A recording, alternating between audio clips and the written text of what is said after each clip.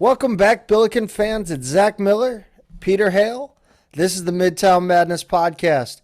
We have a special guest for you this week, but before we get to him, I want to tell you about Wheelhouse Bicycle Shop out here in Creve Coeur. Whether you're looking for a triathlon bike like I recently was, or your kid's first bike, or anything for a bike you already have, go talk to Nathan Levanthal first at 770 North New Ballas Road in Creve Coeur, or check them out online at wheelhousebicycle.com. Pete, to that special guest that we're going to throw it over here in a minute. But first, I got to tell you, man, the notes you sent me on Wednesday, you're like, working on the notes, I'll send them over. And all of a sudden, I'm like, I figured it'd be an outline. I would fill in some stuff. I was like, oh, I'll get to it. I'll get to, help out later. And my goodness, man, this is insane. So You caught me at a rare week where I had a little lull in my work schedule lately. So I was kind of like, all right, I'm gonna tackle this full force. And yeah, it came together quickly. Now to that special guest. This week we have the pleasure to talk to Nick Kramer. He's a member of SLU men's basketball incoming 2022 class, and a soon-to-be graduate of St. Louis University High School, where he played under Coach Erwin Claggett and led the junior Billikens to the Missouri Class 6 District 1 title and state quarterfinals this season. In the process, he was named to his third straight All-Metro Catholic Conference first team, the Class 6 All-State team, and was named Class 6 District 1 Player of the Year. Nick, thanks for taking the time, man, to join our little show here. Thank you for having me. It's awesome. Hey, so we saw a little something last month on Instagram. It looks like you put in a winning effort on the SLU crossword club. Oh yeah. It was described there as handily defeated by a D1 crossword commit. So I mean, is this a skill that you're going to be bringing to the D1 level at SLU? I do like crossword puzzles. We have a prep news at SLU High every Thursday, or they get done every Thursday, and then we get them on Friday, and we do them. Me and my buddies made a crossword club where we do the crossword every Friday, and the SLU crossword club made like an Instagram where they just, we just have fun with it and post a bunch of random stuff on it, and it's been really funny. It's just a bunch of seniors, so it's probably gonna die with us once we graduate. Are you a Wordle guy now? Oh, I love Wordle. Yeah, me and my mom do it every morning. We have a streak going of like, I think we have so far, we have like 25 in a row. We missed one, but. Do you also do the mini too? Because I've also branched out from Wordle to the mini, and now there's like Hurdle, which is kind of cool. It's like songs. I do the Hurdle sometimes, not as much. And then I've done like the quadwordle, which is like 4 words at once. No, God. Yeah, that sucks. It's just kind of a nice way to start the morning, and it's a little relaxing, but it also like gets your brain like definitely turns on the you're doing it, and kind of me and my friends will compare who got it first, who got it, and how many tries. Hey, so congrats on a great senior season, man. It seems like something that I noticed in your years at SLU. You guys really got better every season that you were there. What do you think that's attributable to? I mean, we were a young group when we were freshmen. We all kind of came in together. I mean, me and Jaden played since we were in 3rd grade together, and we went to SLU. Then we had Luke Johnston, and we just had a really young group, and we just kind of trusted Coach Claggett when we were young, and being 15, 14, playing against 18-year-olds, you're not gonna, we weren't very good freshman year. Sophomore year, we got a little better. Junior year, we kind of got a little screwed over with COVID because we were pretty strict. But senior year, we all knew this was going to be our year. And, we just grew as a group. And I have texts from Coach Claggett when I was a freshman talking about how when he was a freshman, they only won 7 games. And then when he was a senior, they won 24. So he was like, you did the same thing with me. you rebuilt the SLU High program, and you, Jaden, Luke, Johnston, AJ, Zach, and he said that's something really special, that rebuilding a once great program. You talk about Coach Claggett and trusting him when you got to SLU High. How would you describe Coach Claggett as, stylistically as a head coach? He was a fearless gunner in college, just shot from everywhere on the court. But you guys generally seem to play a tough, low-scoring style. Yeah, so that's what's kind of interesting with Coach Claggett. He, does not coach the way he plays. He really focuses on defense, toughness, and effort. And, because shots sometimes aren't going to fall. You're going to have bad games. And, it's going to happen if you don't have all the personnel. And sometimes you're just not going to make shots. But what you can always control is how hard you're going to play, how much defense, how much effort you're going to put in. And that's really what Coach Claggett preached. And I think definitely our senior year really clicked. And we really, every game we play our hearts out. We play as hard as we could. And some games we'd score 70 points and make a lot of shots. And some games we'd score 50 points. But either way, we were going to be in that game no matter what. Does Coach Claggett ever shoot around with you guys at practice or anything like that? You ever see any of that old skill? Oh yeah, he can shoot, and it's surprising because he'll pick up a basketball for the first time in 2 months and they'll make 10 threes in a row. I mean, he can still flat out shoot. I mean, me and him we played horse. I think when I was a freshman and sophomore, he beat me almost every time. But then when we played as senior and juniors, I got him a couple times. But he can shoot it. He can still shoot. What's your go-to spot for horse? Horse, so I usually go top of the key, like a deep three, top of the key, and just call all net every time. That's the go-to. I can go all net, and I'll go top of the key, and I'll call a weird one where I'll say he has to hit the front of the rim, the backboard, and then go in. I'll go top of the key three. Yeah. Holy, you're playing like the 3D chess of like I just find a weird spot on the court and shoot and hope it goes in. Like you're out here calling bank, but like on another level. So me and my dad used to do a drill to work on my touch for shooting threes. And it was basically from like a free throw line, 3-point line. And from close in, I'd have to hit the front of the rim and bounce it in. Front of the rim, bounce it in. So then I kind of worked on it. And then it kind of got pretty easy to me. When I would shoot, I would work on hitting the front of the rim, hit the backboard, drop it in. And it was just kind of a way to work on my touch. It was a drill we would do every day. So I just kind of got pretty good at it. I've never Peter, is that I've never heard of like that's like we did anything super next level. We did anything we could to become better shooter. I mean, we would try and do all nets. We would try and hit a part of the rim. There'd be, and work on your touch and things like that. So your dad, I mean, he played at Michigan and UAB. Mm-hmm. I mean, you come from a pretty athletic family. I mean, your brother plays baseball at Ole Miss. Am I missing anybody? Nope. And brother, and my sister, or my dad's sister, Aunt Nicole, was an Olympic swimmer. Oh, well, yeah, you know what? I remember that from when you first committed. I remember, but in my research, I guess I missed that one. Your dad played basketball. Your brother plays baseball. Was it always basketball for you, or did you do a little bit of everything, or what? It wasn't always basketball. So originally my dad wanted me to play baseball, because he thought, with my athleticism, that I'd be, pretty good I'd be one of the best athletes at baseball, but I'd be a pretty average athlete at basketball. So he wanted me to go play baseball, but the ball always seemed to hit me in the face, and I hated it. So I grew to hate the baseball when I got to about 6th grade, when I broke my eye socket, broke my nose. And I also was just extremely bored when I play baseball, because I'd just be out in the outfield, or, and the ball won't come to you for 4 innings, and then baseball's really slow. So I didn't like it. So I transferred to Foley basketball in about 6th grade.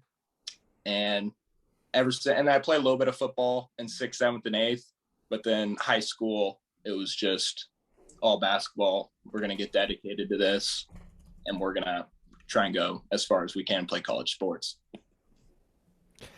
No, I'm sorry. Full disclosure, when I'm doing interviews, we don't have a producer, so nobody can do the internet searching for us. But half the time, like a lot of the times when you're answering, I'm also Googling. So like I'm Googling I wanted to find out if your dad actually played in the conference with St. Louis, because I was wondering if he would tell you about the old GMWC days, but he didn't play at U. He played it with UAB when it was in the Sun Belt. Yeah, he played with UAB when they were in the Sun Belt, but they played St. Louis when like in expedition games or like just in a regular season game. And he's let me know a couple times that they always beat him up pretty good. So I don't know, he said he beat him by 20. Like he said, they never got within 15 with us. Your dad played with Andy Kennedy, correct? Yep. Yeah. What in your recruiting process? Obviously, you've committed to St. Louis University, but was Andy Kennedy ever in your DMs or whatever? Sending you letters, calling you up, anything like that? So originally, Andy Kennedy was kind of helping me out as a friend and as my dad, because we were really close, and me and Andy were really close, and I like Coach Kennedy, and so at first he's like, yeah, I'll help you out and I'll try and get you, some offers. And that was probably about sophomore going into junior year. Then junior year, he's like, oh, Nick's doing pretty good. And then when I had my good session on BBE and I shot 60% from 3 or something stupid, it was the third leading score, then went off at Peach Jam, and Andy Kennedy was like, okay, we want you now.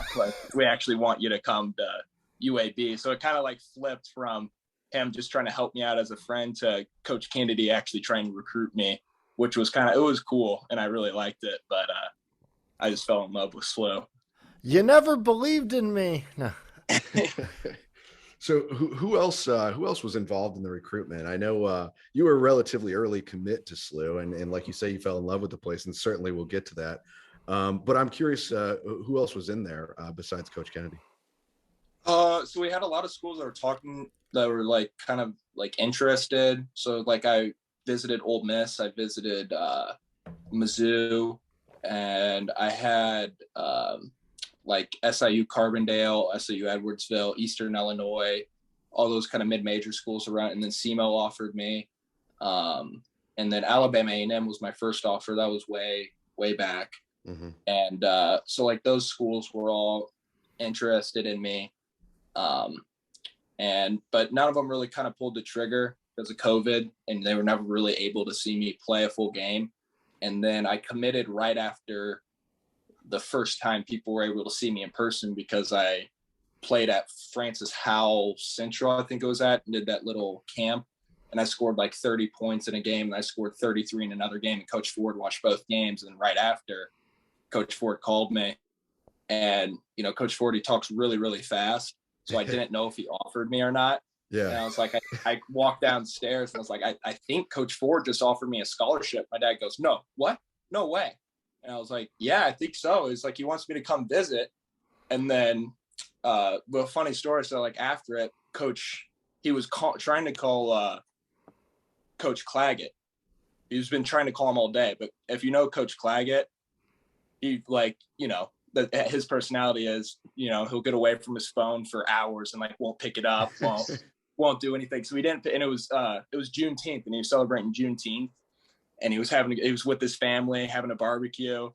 And then Coach Claggett called me. It's like, Nick, what happened? Coach Ford just called me 13 times and I haven't picked up the phone once. And I've been celebrating my Juneteenth and just having a good time. And Coach Ford's calling me. And then I was like, I think he offered me. And then I figured out later, he's like, yeah, I did offer you when I went on the visit. So it's kind of a funny story. So how long was that between the call where you weren't quite sure and when you actually visited?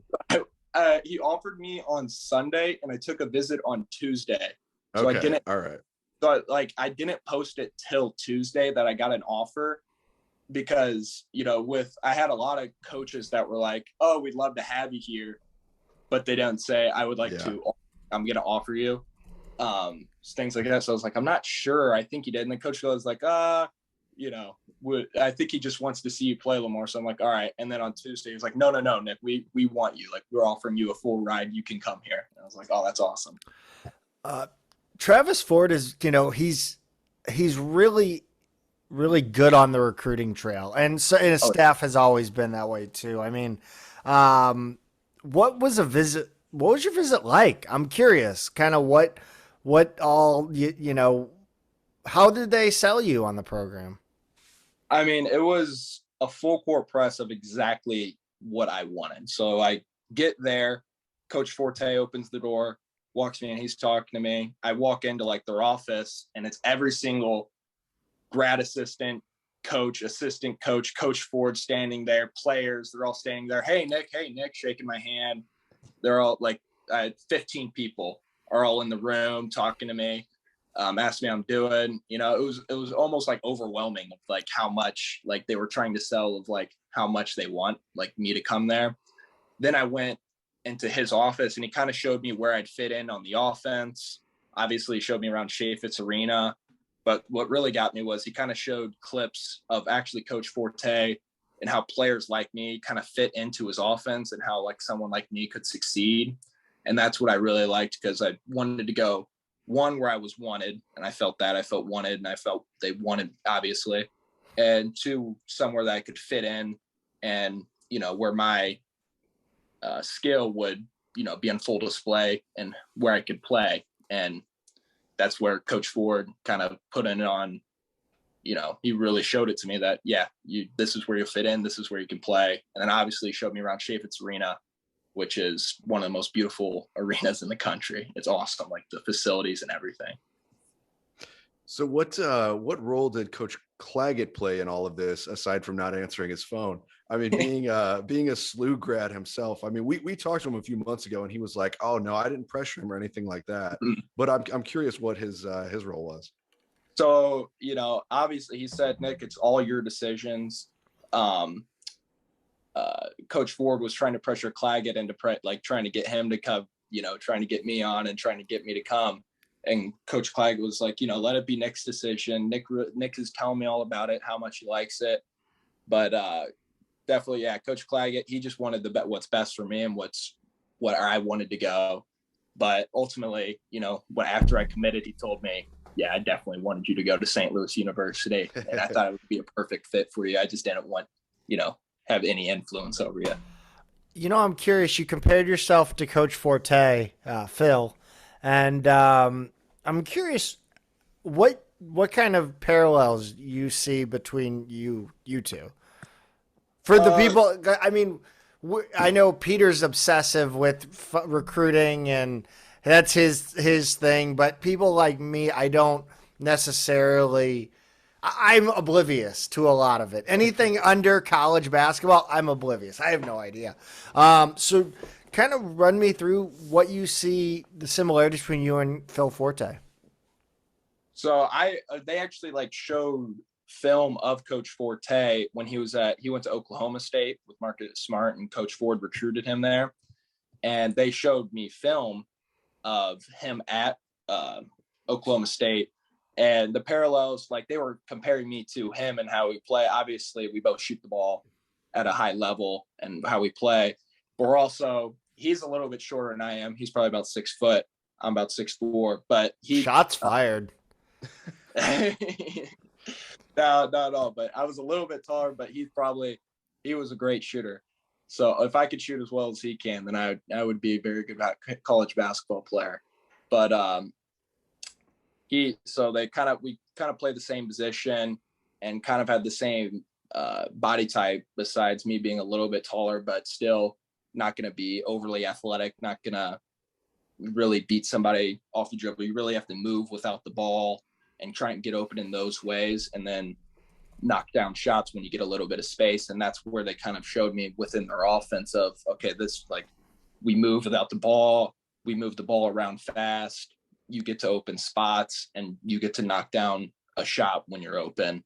And that was kind of Phil Forte's role. And they said, you could have a very similar role to what Coach Forte had.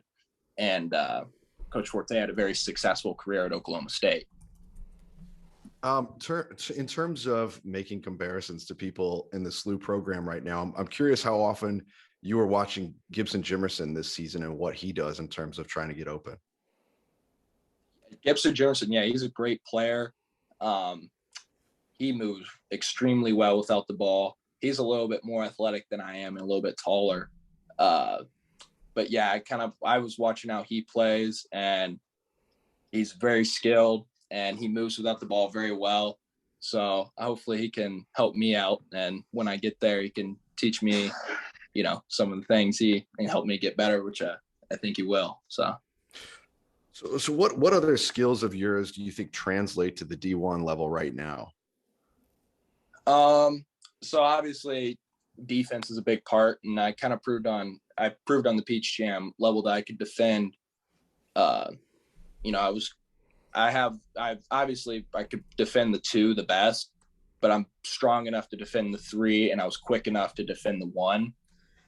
So my defense was I think will definitely help translate and help me get on the floor at St. Louis University. And, I have to work on my ball handle a little bit, but I still have good moves, like my mid-range pull-up, my moves around the basket, obviously my spin move and fadeaways, I think could translate very well. I saw a lot of people do those things, but the main thing is kind of just getting stronger and getting your ball handling better and playing through context. You can do those things on that level. Your BBE AAU team, because you mentioned the Peach Jam or the EYBL, the Bradley Beal Elite AAU team you're with. You guys ended up finishing second at the Peach Jam. It's obviously the championship event of the EYBL. What was that experience like, and what did you take from it? That experience was like no other. I mean, it was crazy. You really kind of opened your eyes of like, oh wow, you're playing against Jalen Duran, who's gonna go get drafted this year, like right now. Like people like that, and you're playing against dudes who are future pros and great players, and it's kind of interesting to see.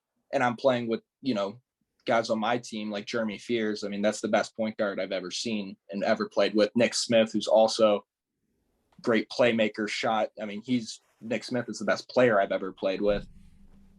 Just playing on that circuit, and the shot clock was a new thing to me. Kind of, you're never out of a game when you have a shot clock, and the pace of the game is incredible. I mean, it's something I had to get used to because I was not in good enough shape at the beginning of the EYBL.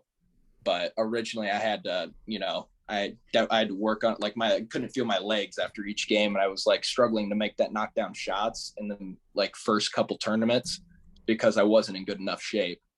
So really it was just the pace of the game was something else. It's like really what I've noticed on the EYBL circuit. One of your teammates, Kellen Thames, committed not long after you did. And watching, because I did watch quite a few of those EYBL and Peach Jam games. It seems like you two have a really good chemistry on the floor, and I'm wondering what kind of friendship you guys have off the floor too. Oh yeah, me and Connor are great friends. We've talked about rooming together and things like that.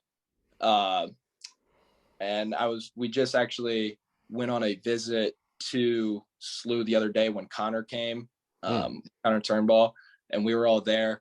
And we also really like Connor, but like me and Kellen over Peach Jam, like me, Connor, and Kellen would actually all hang out together at Peach Jam and things like that. All hang out in the same hotel room, and so yeah, definitely over the summer, me and Kellen really kind of bonded over the Peach Jam summer. It was really fun. I mean, you're gonna have to when you're at a 15 days locked with the same people. Yeah. So how'd Connor's visit go overall? It's pretty cool. I mean, it's cool that you guys. I know it's an active, ongoing thing. Not to make this too time sensitive an interview, but it sounds like they got you guys involved, and that's pretty cool. Oh yeah, I think Connor liked it. I hope so. Yeah. I think I hope he comes. And but yeah, we were all there. Me and Kellen have been talking to him, trying to get him to come. Our coaches have been all over him. Yeah. If Connor's anything like me and Kellen, I think he'll commit pretty soon. Okay, cool. Love to hear that. Love to hear that. What do you think? You mentioned the fitness level, and I'm curious. What do you think you need to work on heading into the D1 level? And did you get a chance to talk with, or have you already even been in contact with the head strength coach? So I've been in contact with like my coaches, the basketball coaches, and they just said, definitely what I've noticed is I need to get stronger and then just in best shape as possible running wise and just being able to go up and down the court. But all my coaches have told me the first week, no matter what you do, you are going to be sore. You are going to be tired. Like the first week of summer is like boot camp almost. Like it's grueling, it's tough. And so I've just been lifting a lot of weights, trying to get in the best shape possible. And but yeah, definitely getting stronger and getting in just the greatest shape you can. So what's next for you in the timeline here? I mean, I'm guessing May graduation, and then how soon until you are starting those workouts and getting out there with the team, moving in, stuff like that. So I'm going to enroll in a summer class, and I think the first week of summer I get to go down and I'll get to, I don't know really when, I don't know the exact date or the exact, but I get to go down basically first, like right during the summer. I'm enrolling in a class, and I'll be down at SLU for, working out and playing basketball with the teammates and with the team basically the whole summer. So are you going to be commuting or just stay down there? I'm just going to stay. I'll probably just stay down there in the dorm because I live out in Wildwood, which is like a 45-minute drive. Yeah. So yeah, I'll probably live in a dorm. What have you thought about a major yet? I mean, I know you're a crossword guy, so English maybe? I don't know. No, probably not. I was talking with sports business probably is what I was kind of thinking about, and that's where really my interest is in. So yeah, it's what I don't know what her job is, but really she helps us like find majors and stuff like that. And she said that's what she majored in, and so I think that's probably what I'm going to go into. Yeah, that's a good call. That's a new major since I was there. They didn't have that at the business school at the time. I don't even think they had. I think it just started. It's pretty new. It's pretty new. Yeah. I'm curious. So you live out in Wildwood. Your brother went to Lafayette. How do you wind up at SLU High? What brought you down there? Well, what really kind of appealed to me was Coach Claggett, obviously. Mm-hmm. I really liked him as a coach. I really thought he was just a great coach and would be a great fit. And then I knew that kind of playing out here at Lafayette wasn't going to be enough for me to go to the next level just because of the level of competition and nothing against Lafayette, but I just didn't like the way their basketball program was run. So I really kind of wanted to be in the MCC environment. I mean, an MCC game there's nothing else like that game.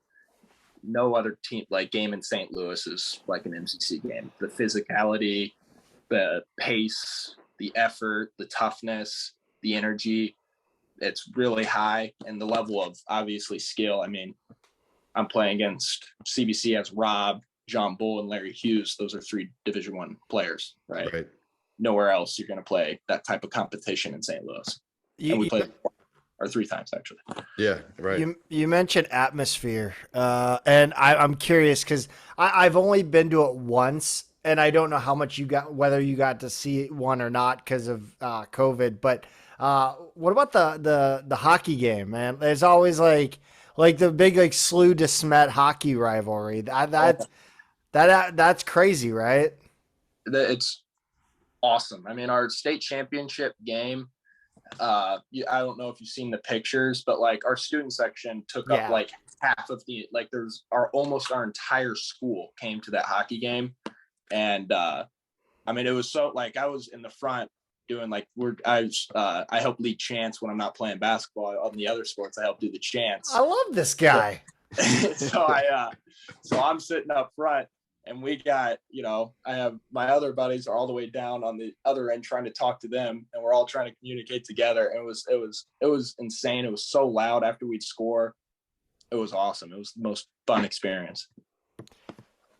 What about SLU's campus? Like you've obviously been around. I mean, was there anything that stood out to you, when you visited the campus that you were like, oh, this is pretty cool? I mean, they're obviously building the Champions Center. I don't know how much of that you got to really see before you committed, but yeah, anything about campus that stood out to you? The campus is pretty. It's all walking distance, which is nice. It's right in the middle of U City, which is really pretty.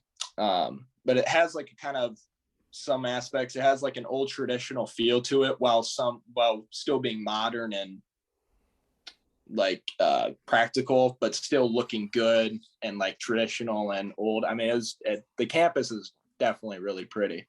But really, they took me around campus, but really mostly I saw was Chaffetz. Yeah, that's such a huge selling point. It hasn't been all that long that we've had that. So, playing off campus and our on-campus practice gym was not great. So I'm glad they get to take recruits there now. That's a difference maker. Yeah, I would say, dude, definitely look into that history of West Pine Gym, and I mean it is a night and day what you're heading into compared to what you would have headed into in the mid 90s, even into the early 2000s. But hey, Nick, man, I can't thank you enough for taking the time with us. It's been awesome. It's and I know fans are gonna love to listen to this interview. So appreciate you coming on. Thank you for having me. It's been a pleasure. Yeah, thanks, Nick. We're looking forward to it, man. Thank you. Man, Pete, I couldn't have even hoped for it to go that well, that interview. Yeah, that was perfect. Great dude. Can't wait to have him in, Billiken Blue, man. I mean, he seems very excited to be there and knows what he wants to work on and seems to really just be completely on board. So that's the kind of player you want to have around. Yeah, I think it had a great mix of, on court and then, learning about, Nick Kramer, the person. And I've come to the realization that our goal with this show is to give people information they didn't know they wanted. Yeah, that's well put. I think when we had Jordan on a couple of weeks ago, that's a good example of somebody doing the social media content, like stuff that maybe you're not thinking about, and then you kind of have that perspective. Yeah, you're absolutely right. Let's talk about men's basketball, and I think first we have to swallow our pride here, and we have to talk about this. It's a very concerning issue on the show. What the hell happened to our brackets? I normally do better. I let Gonzaga fool me again. Like this is what they're doing to me now. What Villanova used to do to me. I always picked them to go farther than they did, and I finally gave up on them, and they won a national championship. So next year, I'm going to pick Gonzaga to lose in the first or second round, so they can get their national title off, and just move on. But yeah, we did not do well this year. Yeah, for those that aren't really following what we're talking about, is Pete and I finished 30th and 38th respectively. Sorry, I finished 30th. He finished 38th. Yeah. I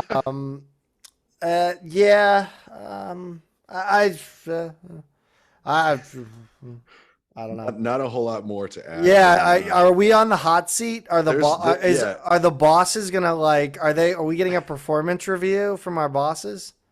I mean, that's the level of expertise that people expect, that we're losing to people's kids and pets and stuff these days. It's and by our bosses, it just means self-reflection. That's right. That's the performance review on this podcast. Um, let's talk about the portal.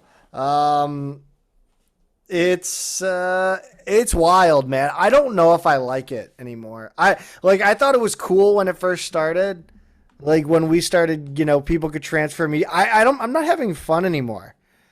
Like everyone's having fun out there signing players, and we don't have any news.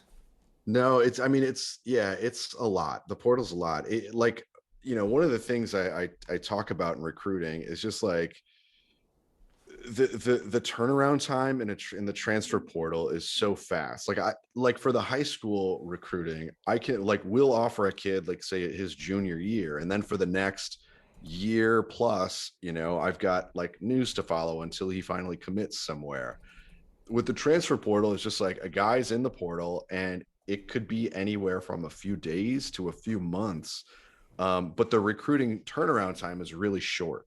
Somebody enters the portal, you might see a flurry of names that like he's talking to, maybe, and then pretty soon he'll commit, and that's that. And it's all just kind of quick and dirty, and just like really hard to track. So we know SLU's involved with dozens. Like we've reached out to dozens of names. It's just hard to say which ones are actually serious at this point.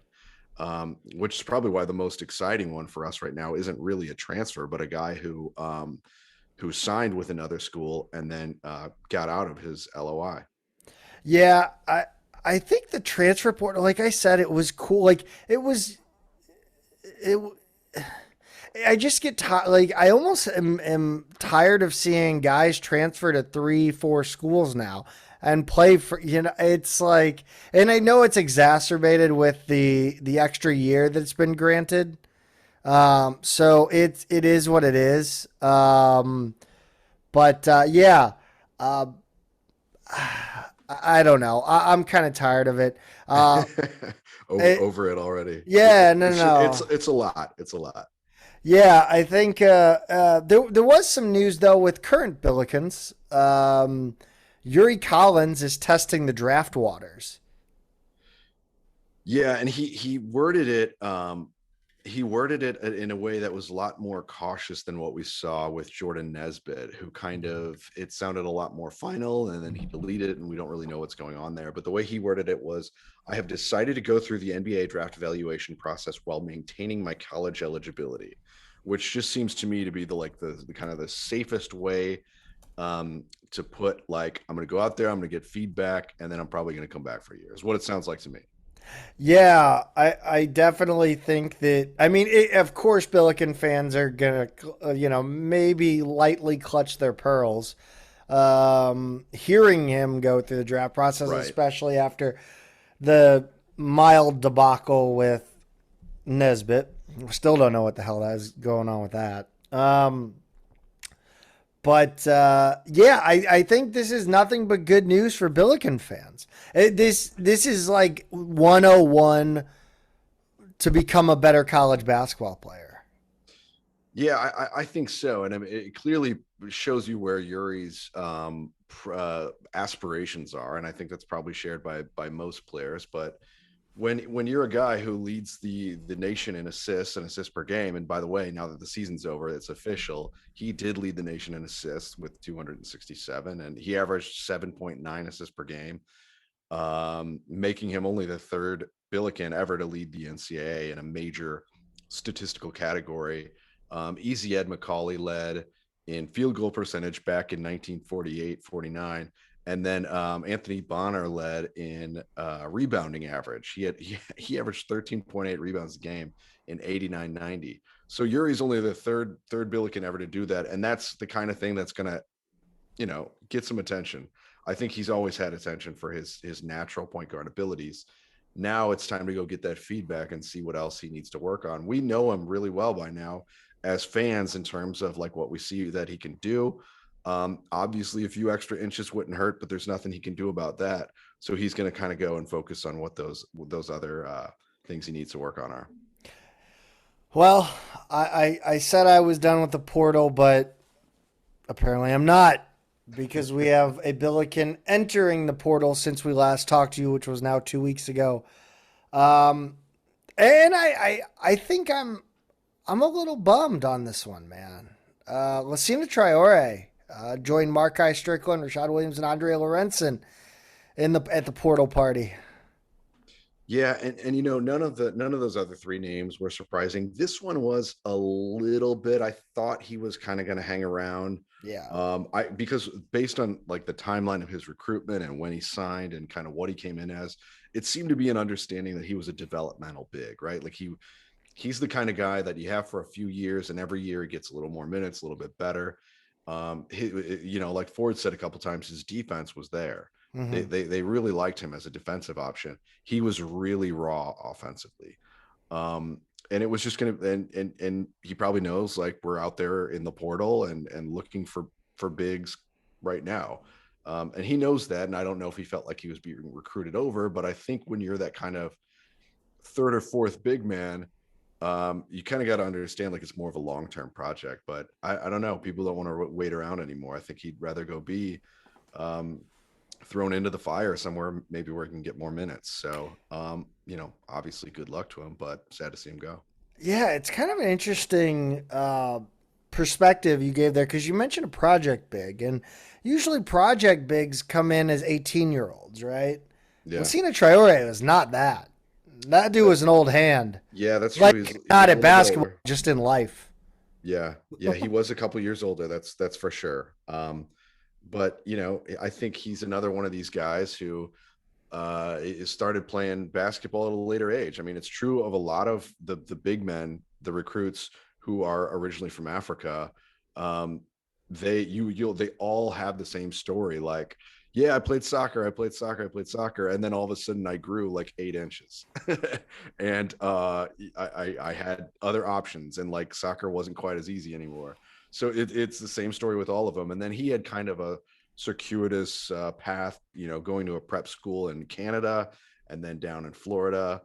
So he's kind of, and then he had, I want to say it kind of a lost year because of COVID, in terms of just not really being, he was in Canada at the time and wasn't able to play. So he was a bit older and sort of behind schedule, probably where he wanted to be. But I guess he'll go find somewhere where he can get some more minutes. Let's talk about recruiting. We kind of touched on it with Connor Turnbull, but again, weird situation with Butler's coach being axed. Um, Billikens have a 2023 offer out there, and I'm gonna let you go ahead and pronounce this one.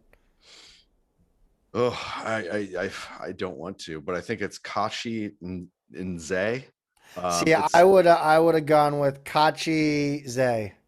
Zay, like not say the. So his last name is Yeah, Nzeh. Sorry, but he's a 6'8" power forward from the George School in Upper Darby, Pennsylvania, Philly area. Um, to me, he looks like a true number 4 power forward with athleticism, good mid-range game. He's got a shot that he's kind of working to extend to be a little more of an inside-out threat. He's got a 7'3" wingspan, so he's pretty long. He rebounds, he blocks shots. Just a good, solid all-around number 4. To kind of give you an idea of what level he is, he's got offers from VCU, Creighton, um, Seton Hall, Miami, Georgia Tech, Illinois, Iowa, Maryland, TCU, a few more kind of lower level ones, but that gives you an idea of what the competition is for his services. I don't want to glance over Turnbull too much, because like he's a St. Louis area kid, Fort Zumwalt North, if I'm not mistaken, and he had signed with Butler, and then got out of his letter of intent when they fired their coach Laval Jordan, have since hired a new coach, Thad Mata, and Butler is, I think, maybe still interested in him. But so are SLU, Mizzou, Dayton, Wisconsin, Creighton, Iowa, other schools. And we know from our talk with Nick and before that, he's already been on campus at SLU. I think he was just out at Mizzou this weekend as well. So they're certainly looking like front runners, the And local schools. and a massive full court press on him too. That Yeah, we kind of yeah, Nick kind of laid that out for us in a way too. yeah, yeah. He did. I mean, and it sounds Nick sounds a little optimistic too on it, which I thought was pretty cool. I mean, like they're obviously they're friends and everything, them and Kellen, and would love to see that happen because I think he fits perfectly into SLU's roster if indeed we can land his services. But so yeah, I just wanted to make sure that didn't get too glossed over. But this I, I, I gotta tell you, I was Googling how to pronounce NZEAH, and I realized that we need like a safe signal, like a safe word for when I get lost because I'm Googling something. Because it happens way too often. But yeah, sorry, I interrupted you. Well, no, the offer, the new one, the Zay or however we're going to say his name, which we'll if he becomes a more serious recruit for us, we'll definitely figure that out. But this is really SLU's first new offer in months, and I think maybe even this calendar year. It's been a quiet period, one of the quieter ones that I remember. So just as kind of a general programming note, I think moving forward, we'll highlight new offers, but we're not going to be like this show isn't going to be recruiting tidbits about guys we're already recruiting, right? Unless there's big news, like if somebody names his top 5 and SLU's in it, or if there's like a local recruit we were recruiting pretty hard who goes somewhere else, or just something along those lines. That's the kind of stuff we'll highlight on the show, the bigger news. Other than that, follow us on Twitter, and periodically you'll get stuff there. Various guys we're recruiting in all classes, so keep an eye out there. Speaking of Twitter content, I think I'm going to start a cooking segment for Game Day Bites next season. I love the idea. New plan. We got some good feedback from my food pictures today, so yeah, not necessarily good as far as like that my food looked good, but just like people enjoyed the content. Yeah, it's like a different side of Midtown Madness. Exactly, the Midtown Madness headquarters west. Mm-hmm, mm-hmm. Yeah, exactly. A10 coaching carousel continues to spin it off kilter.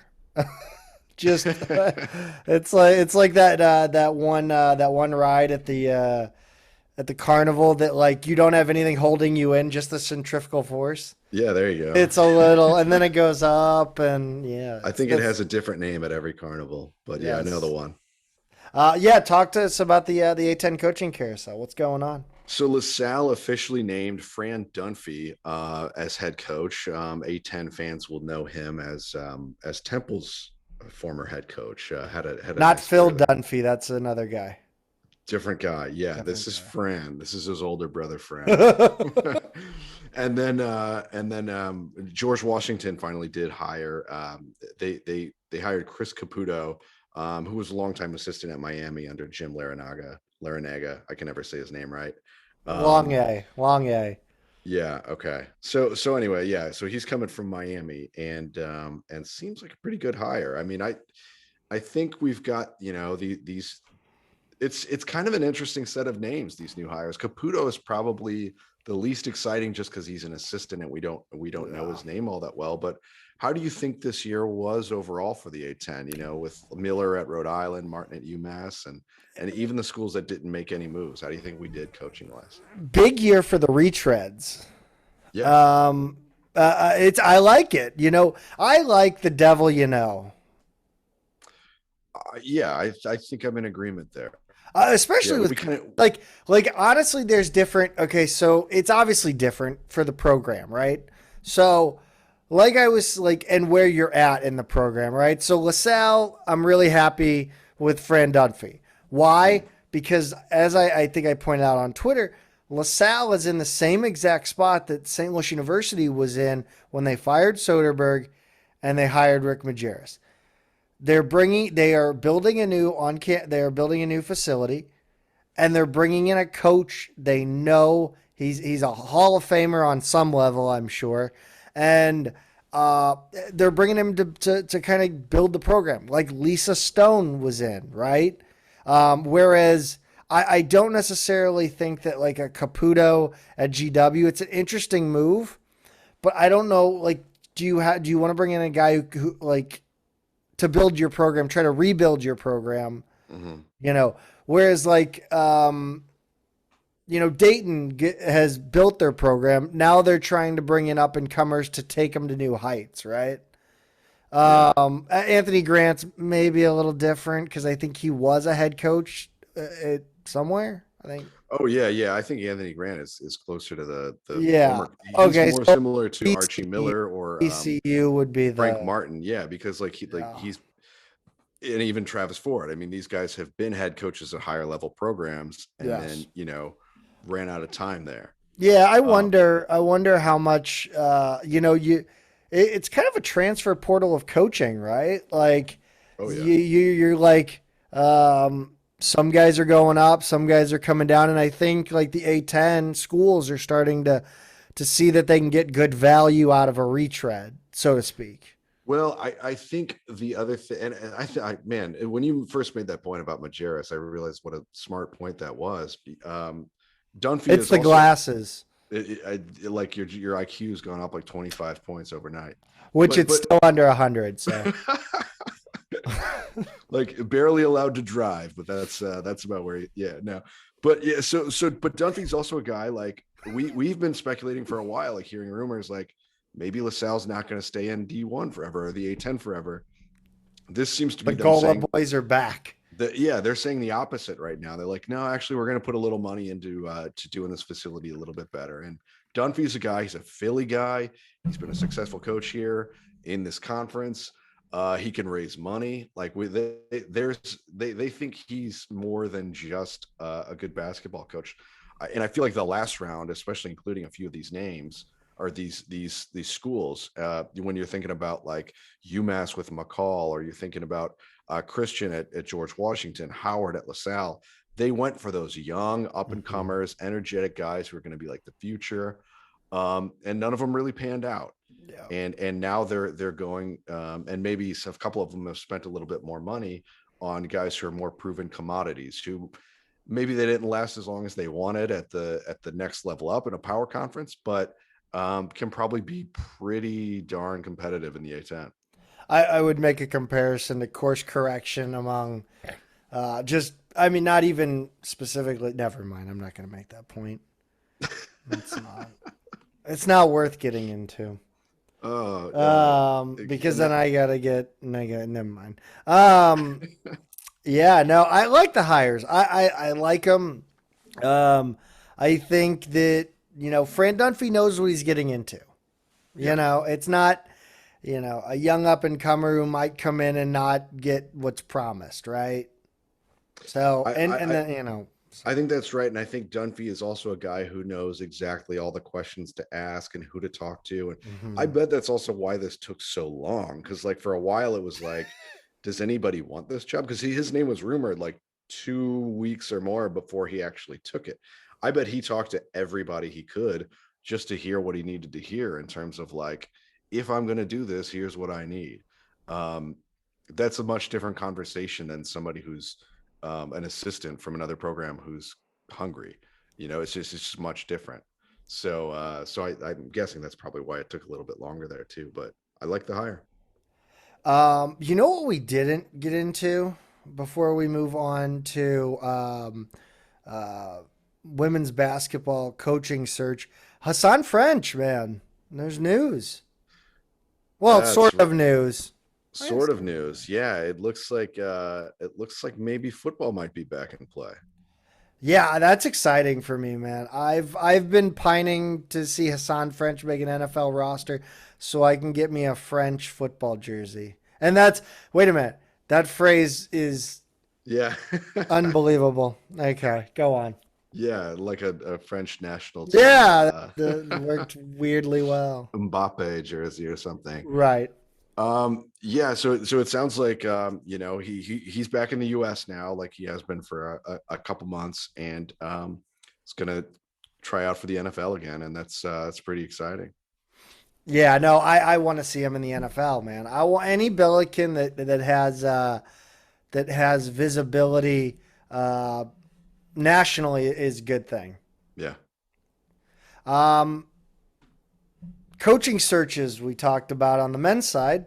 Let's talk about the women's side. And as I look now, it has now been 12, 13, 14, 15. It'll be 16 days when we release this podcast since Lisa Stone was let go, and the women's basketball team has been without a head coach. And when I say 16 days, I mean business days, because coaches aren't being hired on weekends. Yeah, I was gonna say it seems longer than that, but that makes sense. So it's more like 3 full weeks. Yeah, I feel like it's like, I don't want to take a shot at the one person who loves this podcast, or there's maybe 3 or 4 that genuinely love interacting with us on Twitter. But I don't want to make this a shot at Joel Hall. But I think you have to put it in terms of business days, because it just would, I don't know. It just wouldn't be fair. I don't think it would be almost like you have to be real, this is, I don't know. But so what do you think the delay is? I mean, any guesses at this point? I no. I don't get it. I know that Dawn, whatever, it doesn't matter because she's not coming here. Took the not South Carolina. She took a pretty big time job, so she's out of the running. South Dakota State head coach did a interview, which I thought was the best, probably the most likely candidate if we're going with a head coach moving up. South Dakota State's head coach, Aaron Johnston's his name, apparently did an interview. Apparently it sounded like he was staying in place. Molly Miller did she just get a new job? Or if, I don't know, it seemed like her, seemed like she was good at staying. Yeah, I don't know. I mean, like people who follow us on Twitter will know that Deanna Jackson-Durrett was the number one choice of this particular podcast, being a local and someone who's just at the exact right point of her career to take over a program. But unfortunately for us, that program will be Kansas City, which, was a little bit surprising, because I don't think it would have been a case of us getting, outbid or anything like that. So it makes me think that she was just never a part of the plan. But then it makes me wonder what is the plan? I just don't know. Yeah, I mean, Molly Miller at GCU still technically, I guess, available, quote unquote. The coach from Florida Gulf Coast, I doubt it. That's a big time hire.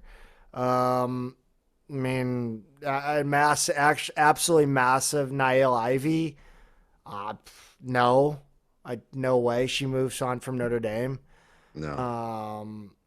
I really don't know. If at the end of the day they hire the assistant coach that I can't remember her name right now, and I feel so bad. It's a SLU assistant that went to Dayton, and she was under Shauna Green. If they end up hiring her, no offense to her, but that'll be how do you fire your head coach and then bring somebody with that lack of experience? I don't know. That is my worst fear, is that it's just, I don't know. I'm annoyed right now at the whole. I just want a damn coach, honestly. Not Tamika Williams Jeter. I guess the staff page has been updated at date. Yeah. Unfortunately for me, because that's where I was looking too. Yeah, I can't. Williams Jeter already has her new hires up there. Yeah, it's crazy. It's fast. I mean, you can find old coaching bios on a lot of different. Yeah, I mean, Lisa Stone is still listed as the head coach at Sandwich University on the SLU website. Mm-hmm. That's a shot at you, Kunderman. I'm just kidding. Actually, that's Mickey. I think that's Mickey's job. Yeah, I don't know where we go from here. I really don't. That's what I got. I got, I don't know what the delay is, man, but like I think what did I say? It was 2 weeks from when uh, Cruz was fired and Ford was hired. So I mean, I wouldn't be surprised to see it this week. Yeah. It makes Yeah, I hope sense. so. So I think this is a lot more of convince. You know, there's a lot more to this. You're convincing someone to leave versus convincing someone that doesn't have a job to come. That's right. Yeah. So, Yeah. yeah, we'll see how this goes. But the transfers and decommitments, there's been, I think, couple have left or have announced since we've last. Yeah, not a whole lot of movement here. I mean, we know that Harbison and McNeil are the only outgoing transfers. We don't know where they're going yet. And that Mackenzie Hare is the only, she remains as of a couple days ago. I probably should have refreshed that, but I'll do that on Twitter in case Well, this has changed. Macy Denarski. Well, yeah. So Mackenzie And, Harris, the only 2022, okay, yeah, the one who has actually an incoming recruit who has signed a letter with SLU. There are four of them. The other three are still waiting. And in the meantime, the 2023 commit, Macy Denarski, who you just mentioned, yeah. talented point guard from Wisconsin, who obviously was going to come play for Stone, who's from Wisconsin, and wasn't signed, so it's easier to there's no obviously no paperwork or anything, but she went ahead and committed to Montana instead. So kind of an interesting move for her. I guess she just wanted to be committed early, regardless. But that's all the news we have of the player personnel for now.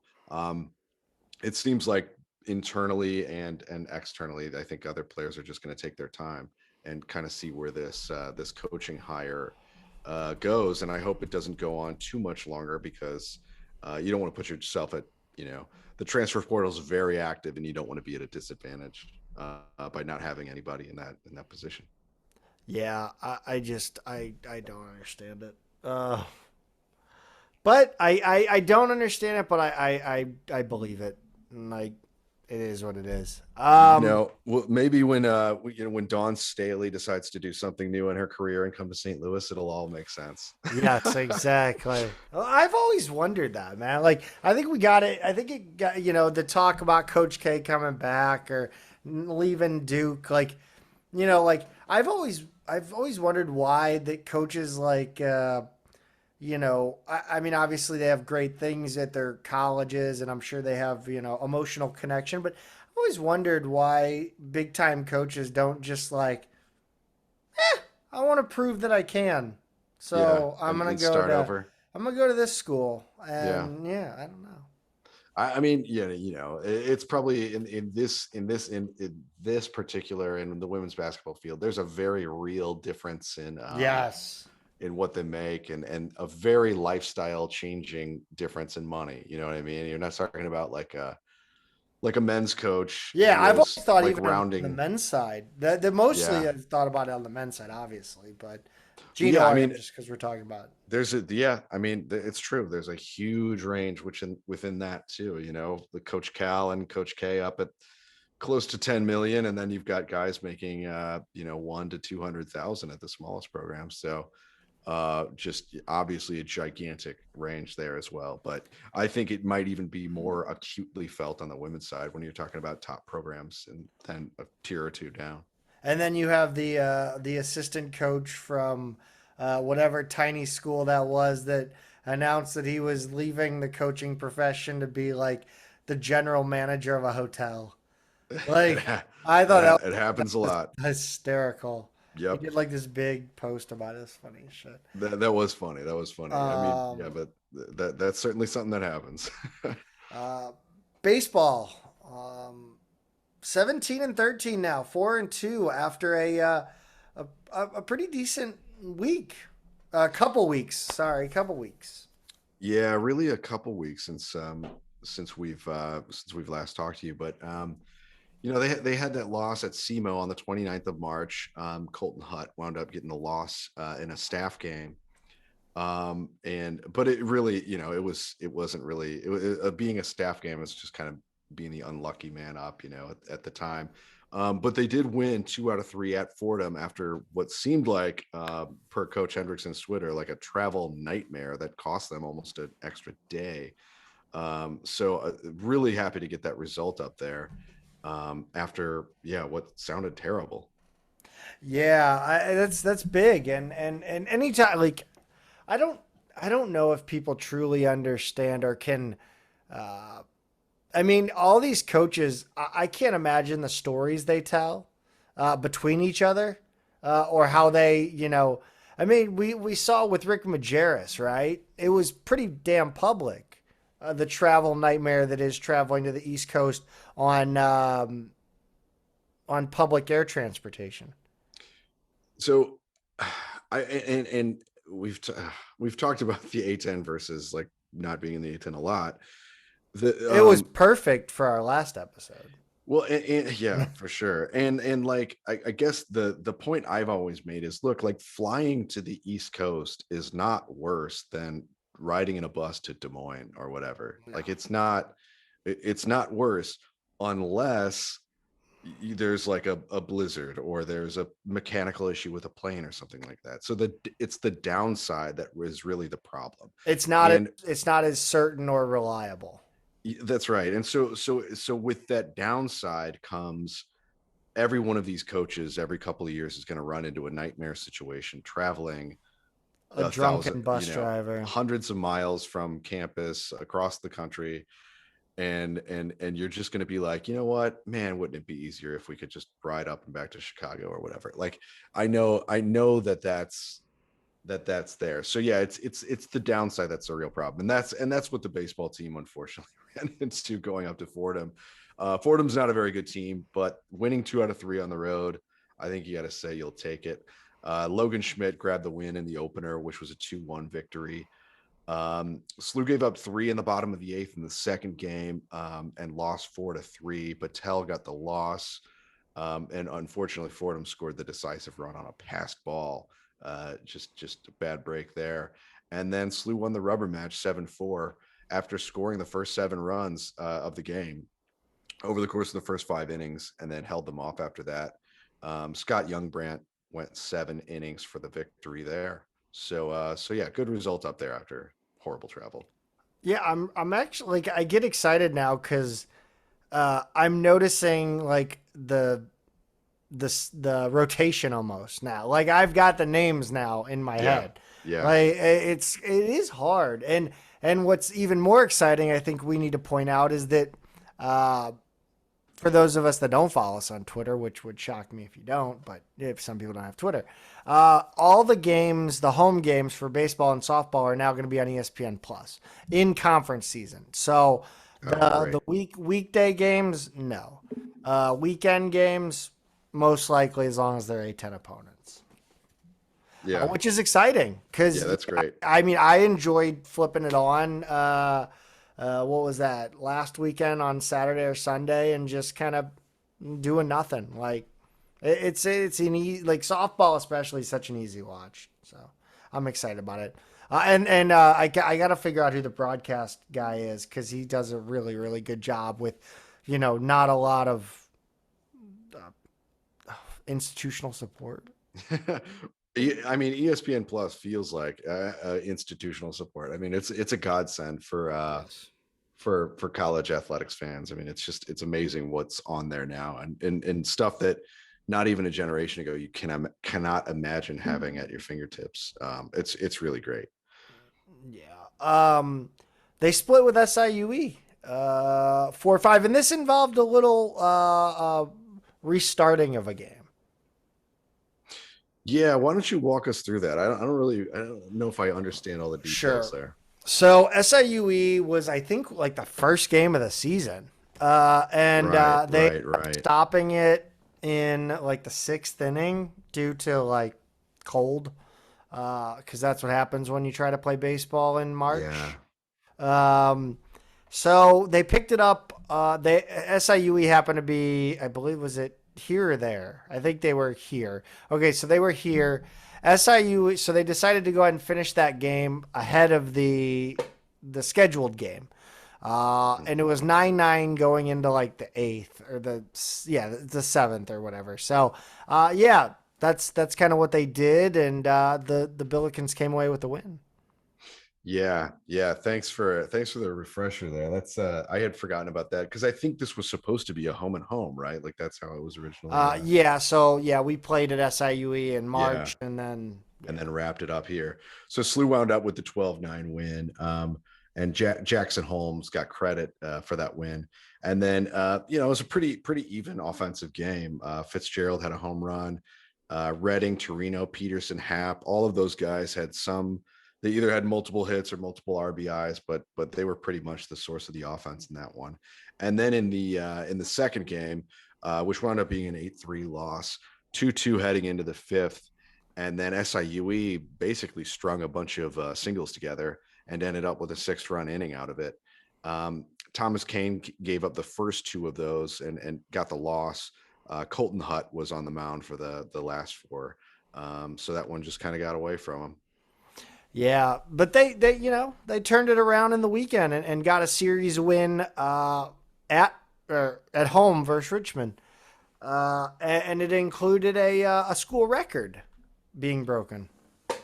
25 hits in a game. The note you have here in the outline, I think, is about what's the most accurate way to put it. It was a hit parade.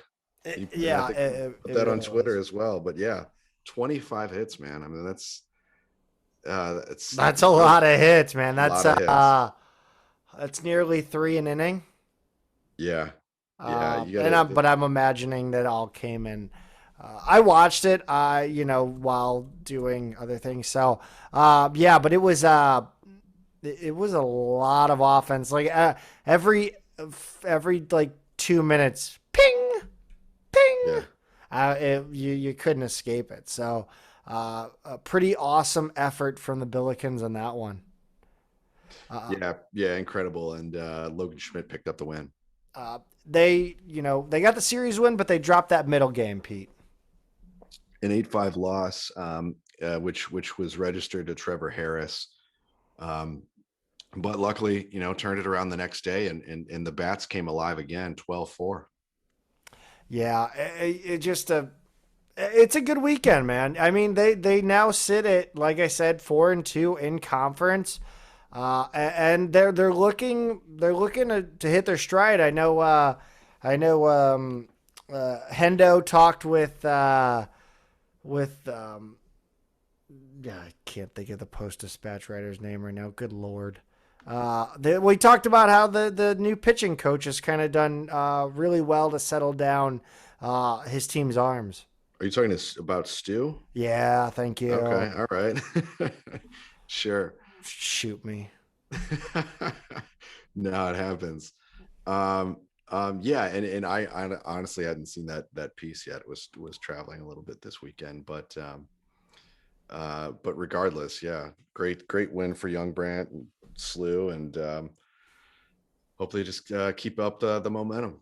Yeah, it puts the Billikens tied for fourth in the conference with Rhode Island, sitting behind a 5-1 Davidson and UMass teams, and then a 3-0 George Washington team. So, and Davidson is playing some really good baseball.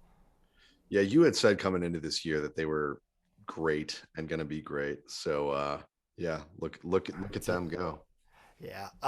It's always the little colleges, man. Yeah. Upcoming, talk about their upcoming slate, Pete. Yeah, so they've got a little bit of a break this week. They don't play again until the 15th. So late week, weekend series at George Mason, and then they've got a one-off at Northwestern on the 19th, which I believe is a Tuesday. So a little rest here, luckily, before they have to head off for some tough games. Moving on over to the women softball. They sit now at 16-17, 8-3 in conference, a solid mark in conference.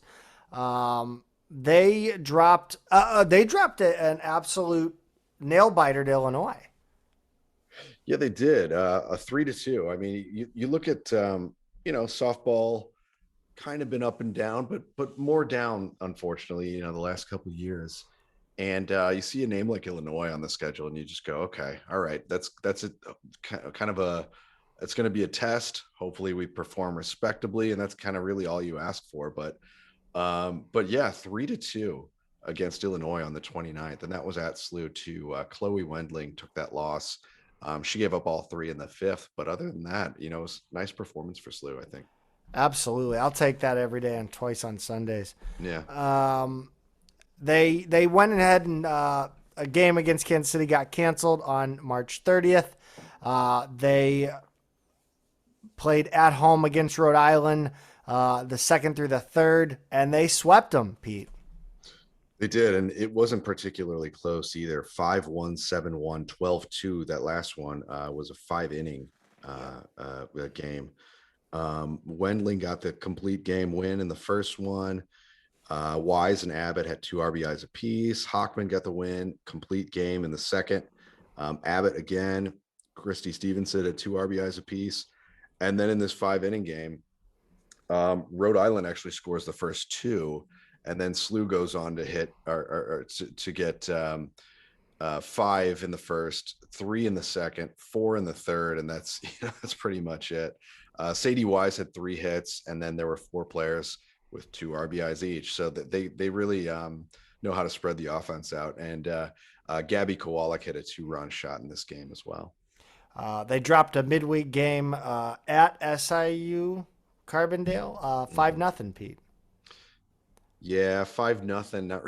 Not really a whole lot to mention when that's decent SIU program though. They had a 1-0 loss to number 17 Northwestern early in the season, and they look pretty decent. So I mean, I don't think there's the MVC has really good baseball and softball. They do actually. Missouri State's usually pretty solid. And a few others kind of go up and down, but yeah, it's a good conference. Yeah. And then they traveled this week, and it seems like when the women are in town, the men are out of town, and vice versa, which is kind of nice, I think. Yeah. But they went to Philly, and they dropped the first one, but they turned it around and took the series on the last 2 games. They did, and that first one was really disheartening because that was a close game, and then SLU carried a 3-1 lead into the bottom of the 6th, and then it all hell broke loose. They gave up 8 runs in that inning, and so after that kind of a start to a series on the road, you kind of feel like, oh man, I don't know if things are going to get much better. But SLU goes on to win the second one 8-7, and then wins the final game 4-2 in 8 innings. So just a really nice bounce back after such a disheartening first game. Yeah, that puts the Billikens at 16-17 overall, creeping closer to that 500 mark. I expect they will hit that 500 mark. I mean, this is a conference you have. I think there's currently right now there are 2 teams above 500 in George Washington, and looks like Fordham. So it's not a very difficult conference, and I think the Billikens are positioned to play well in it. They sit in second behind a George Washington team that is just really, really good. Yeah. I mean, nothing you can really say. I mean, they've played, a 1-0 loss to North Carolina. They play good teams, and they beat good teams, and they have, I believe, yet to lose they lost 1-0 to Dayton. So that's their only loss, is a 1-0 loss to Dayton. Yeah. And they run ruled Bonaventure. Right. 18-2, 8-0, and 8-0. One of these games took place in St. Bonaventure, New York, and one of them took place in Olean, New York. So someone explain that one to me. Maybe West Pine Bills will get on the case. Half of the field, there's got to be a line, right? And maybe half the field is in one territory and one's on the other. So this is interesting because, besides the Field of Dreams being owned by 2 different people, the Field of Dreams field, half down the third baseline. Anyway, doesn't matter. What does matter is that the Ole Miss baseball field, I believe, this may have been bullshit that I was told, but apparently the outfield, like beyond the outfield wall, is not on campus, technically, or something. There's some reason that you can drink in the outfield and not in the infield. Oh, okay. I don't know. I don't remember what it was, but there was some like zoning. I don't know. But that was what I was told. It was probably bullshit. Probably just messing with me. It's pretty funny. I would like That would it. be awesome though. Swayze Field. Yeah. Yes. I don't know. I'll do a little research on that. Let's real quick run down men's and women's tennis, Pete. I'll just go ahead and do it. I'll let your voice let you relax that voice for a minute. On April 6th, the men's team had a match canceled with Xavier in Terre Haute, Indiana. I don't know what L double header 7061 means, but oh yeah, sorry, I forgot to put the opponent. That happens sometimes. That happens, but that was Arkansas actually. They were down at Arkansas. Yeah, that makes sense. That is an obvious 6170. Like your southern or West Coast tennis programs, you're screwed. But they sit at 5-11 right now. They have home matches on April 16th through the 18th against MoBap, Tennessee State, and Northern Illinois. That's Missouri Baptist, by the way. Sorry, I didn't mean to needlessly shorten that one. And then the A10 championships in Orlando begin end of the month. Women's tennis now sits at a really nice 10-7. Unfortunately, they did drop two matches. One to Illinois State 5-2 on the 30th, and then 1-6-1, and then another 6-1 on the 10th at Western Kentucky. Coming up on the 12th at Kansas City, the 14th versus Bradley, and then they will take to the A10 championships at the end of the month in Orlando. Pete, I think we've had kind of a soft spot for track and field since we had John Bell, especially. Yeah, we have. It's definitely, since having him on, it's made me kind of, I don't know, keep a little bit closer eye on the program. I think you're right. Yeah, run me down the results. Sorry, I was taking a swig. So yeah, the Stanford Invitational from the beginning of April. Toby Gillen, the young freshman who Coach Bell talked about as being kind of a stud to come out of Australia. He was named the A10 Rookie of the Week after he broke the school record in the 5,000 meters with a time of 14:07.32, which was good enough to win his heat out there. This beat the previous record by over 8 seconds, which was set by Neil Fitzpatrick back in 2016. So just a freshman, hasn't been on campus more than a few months, and he's already out here breaking records by 8 seconds. It's incredible.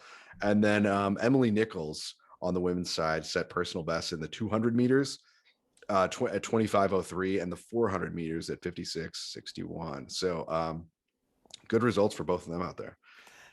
Yeah, upcoming. They've got a doozy of well, I guess there's nothing about this Wash U event, but it's a great name. Wash U Distance Carnival. Yeah, I think probably we competed in that, but our best runners were out at Stanford because it was at the same time. So there's really they didn't even post a recap for it on the website. I don't think we really registered any results worth talking about there. Yeah, it was probably like like again, it's the distance carnival, so I'm expecting the more endurance races, right? Right. That would have been at that. Whereas like the sprinters and the throwers and everything were maybe out at Stanford. So that's my guess. But they competed the Illini Classic and did pretty well. Yeah. So several of them finished first in their respective events. On the men's side, Miles Gascon had the fastest time in the 100 meter of all competitors at a 10:76. And then was also first in his heat and second overall in the 200, set a personal record of 22:17. Danny Hopkins, 22:15 in the 200 meters. which was first. Third in the 400 meters, his season best 48.64. They also won first in the 4x100 meter relay. Luke Schaefer, Aiden Martin, and Jack McPhillips, along with Hopkins there. We've got let's see, Matt DeHaas led SLU in the 800 meters with a time of 1:55.34, which was second. And then Diego Collado was second in the discus with a throw of 14.98 meters. Women's side, Emily Nichols again had a good meet, won her heat in the 100 by finishing at 12:30. And teammate Jayla Robinson finished second. And then Nichols was second overall in the 200 with a time of 25:13, where Robinson had her personal best of 26:15. And then we finished second in the discus. Angelina White, personal record, 42.84 meters. Fifth in the javelin, Caroline Miller, personal record of 26.85 meters. And Susan D'Onofrio was second in the triple jump at 11.17 meters. So a lot of personal records broken in this meet. It seems like they had a really nice day out at Illinois. Yeah, they definitely did, except it was cold as sin, apparently. Let's run down chess real quick. I guess. Give the people what they want is our motto around here. Yes, the content you didn't know you wanted. SLU won the President's Cup on April 2nd and 3rd at Texas Tech, becoming the #1 college program in the country. So yes, your Billikens are national champions. It's co-hosted by the U.S. Chess Federation. The President's Cup is the annual invitational team championship open to the top 4 schools from the most recent Pan American Intercollegiate Team Chess Championship, which SLU won with a perfect score in January. SLU team was comprised of 6 grandmasters. Darius, Swerch, Nicholas, the Theodoro, Benjamin Bach, Robbie Kevlishvili, Akshat Chandra, Camille Khan Ali Marandi. 6 grandmasters, and you nailed them. I'm a grandmaster of pronunciation. SLU's head coach Alejandro Ramirez, who became a grandmaster at 15, said this was the last feather missing in their cap and that they won every event they can compete in, making them undoubtedly the #1 chess school in the country, which means that he will probably move on to another school because that's kind of what they do. If Rex wants to keep them all there, I'm sure he'll figure out a way to make that happen. Yes, that's true.